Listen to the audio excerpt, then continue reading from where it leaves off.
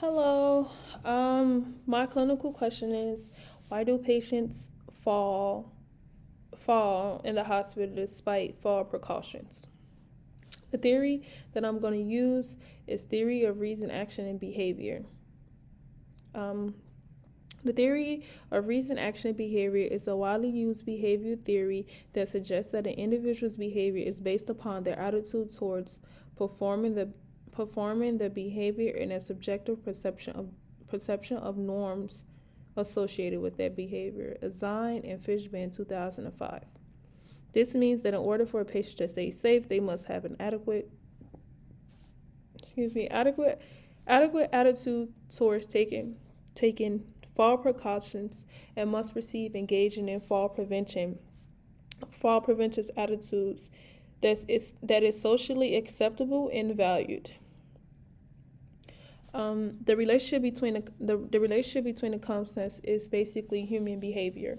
My clinical question is, why do patients fall despite the fall precautions? So, in connections with this, applying this theory to the issue of the patient falls in hospitals can provide an insight into why falls continue to occur despite the implementation of fall prevention strategies. According to the theory of reason, behavior, action, an individual's behavior is influenced by their attitudes, subjective norms, and perceived behavior control, Brown 2020. So when it comes to patient falls in the hospital, several factors they may contribute to falls despite fall precautions. So some of the contributing factors that I put in my conceptual map is going to be listed into the link that I provide, and later down in my video I will say some of those contributing factors that I listed. So with the three behaviors that's influenced with what TRA is, like I said, attitude, subjective norms, and perceived behavior control. So with attitudes, patient may have negative attitudes towards fall prevention strategies such as using a bed alarm or wearing non-slip socks. They may view these precautions as incontinence, uncomfortable, or unnecessary. As a result, they may not comply with these prevention strategies, increasing their risk of falling. So with subjective norm, the patient's perception of what others think about fall prevention strategies can influence their behavior as well. If a patient perceives that the staff members are not taking fall prevention seriously, or what other patients do, what may other patients do, they may not comply with the prevention strategies. They're just most likely not to follow them. So with perceived behavior control, patients' perception of their ability to perform a particular behavior can affect their compliance with fall prevention strategies.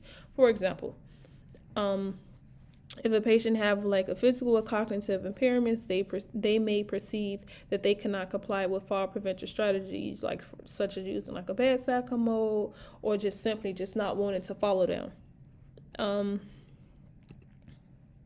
The attitude in individual holds toward fall precautions is determined by their beliefs about the outcome of engaging in behavior. This includes beliefs about the risks and benefits of taking fall precautions, their perceived control over their environment, and their perceived efficacy in fall precautions. In order to increase an individual's attitude towards taking fall precautions, some of the interventions that I will focus on is patient education about the risk of not taking fall precautions, providing an environment that allows for increased patient control over their safety, and involving the patient in their own care to increase their sense of autonomy and efficacy. The subjective perception of the norms associated with fall precautions is determined by the individual's belief about the social acceptability of taking fall precautions and the perceived importance of taking fall precautions. In order to increase an individual's subjective perception of the norms associated with fall precautions, Interventions should focus on development and implementing fall prevention protocols that are tailored to the individual patient needs, and provide a regular staff training on fall prevention, basically providing like verbal, physical reinforcement when patients properly engage in fall prevention behaviors. By utilizing these interventions that focus on increasing individuals' attitudes towards taking fall precautions and their subjective perception of the norms associated with taking fall precautions, healthcare providers can reduce the number of hospital falls to create a safer environment for patients. So, I have patient education, allowing some of the patients their own autonomy, and just basically developing interventions that's specific to that patient, because I did use theory of reason behavior. Let me pull up my map. Theory of reason behavior. And some of the factors that I had chose was like some patients like they come from home, they taking care of themselves, cultural beliefs, age, just having inadequate knowledge of the importance of no-slip socks, or also just having inadequate knowledge of fall prevention, just having inadequate knowledge just about falls, period.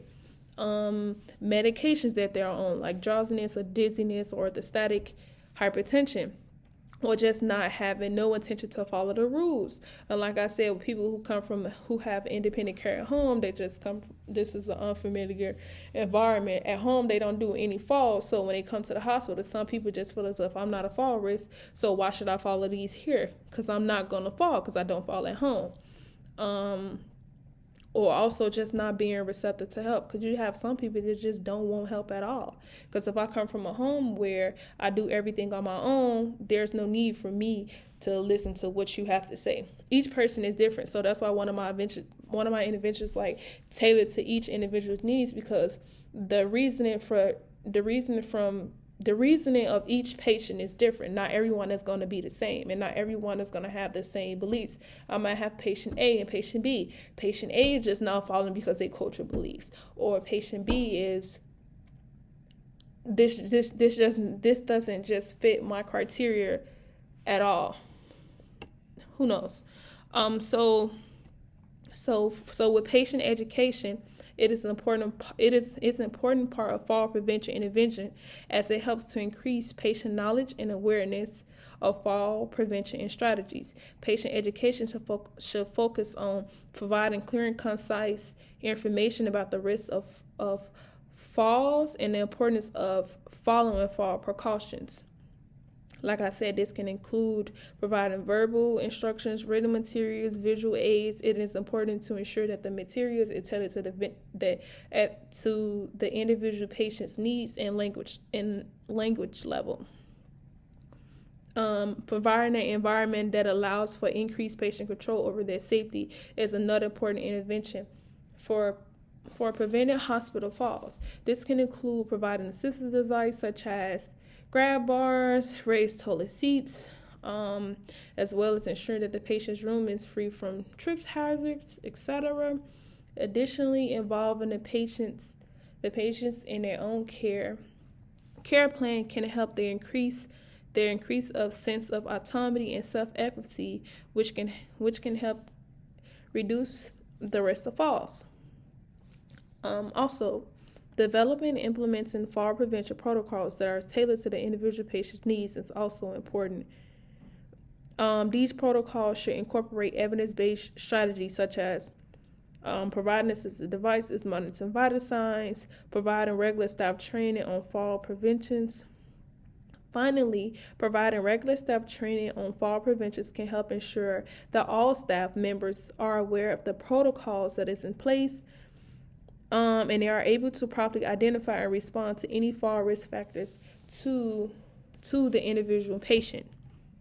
So with some of the articles that I found, one of them is called Reeled. Some of the articles that I found to go with my interventions, is real-world evidence as a wearable smart belt for mitigation of fall impact in older adult clients.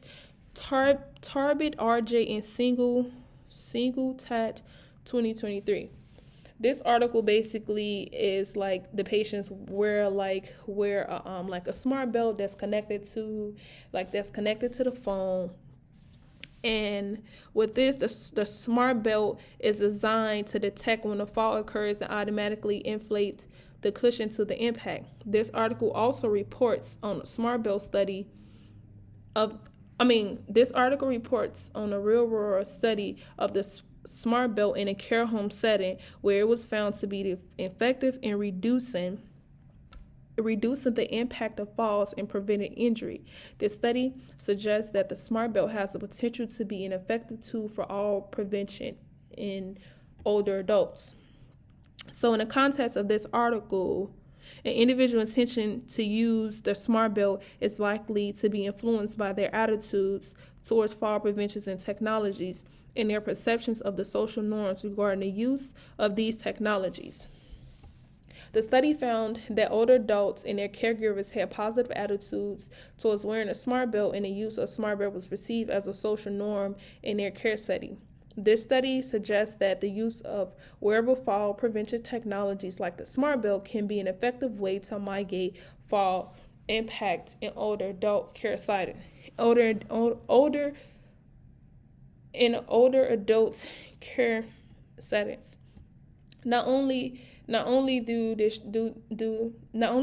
track the belt with your phone, but this also give you some sense of autonomy. Like you can control how often you want to wear the belt, and like tracking like your falls and you being adherent to fall protocols, not only at home but in a hospital setting as well. This can also help the nurses, providers, you as well, to make sure that you adhering to the safety protocols that's put in place. The next article that I found was Community Dwelling Older Adults Adherence to Environmental Falls Prevention Recommendations, Taylor SF et al. 2019. In the context of adherence to environmental fall prevention recommendation, individual intention to adhere to these recommendations is likely influenced by their attitudes toward fall prevention behaviors and their perceptions of social norms regarding the behavior. This study was found that older adults who perceive themselves to be at risk for falls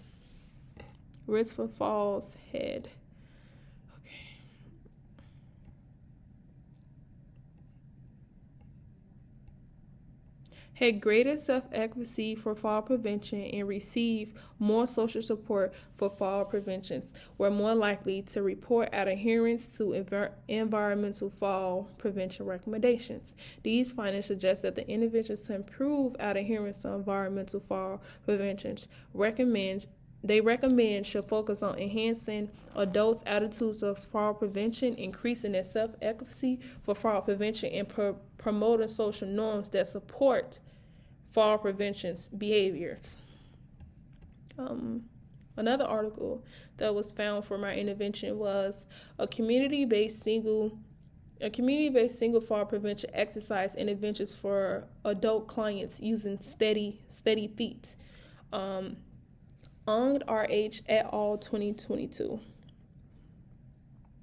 So with this one, the Steady Fleet program is studied to design to improve balance, strength, and flexibility in adults, which should reduce their risk of falling. By participating in the program, older adults are more likely to develop positive attitude to fall prevention behaviors and perceive that is important for others.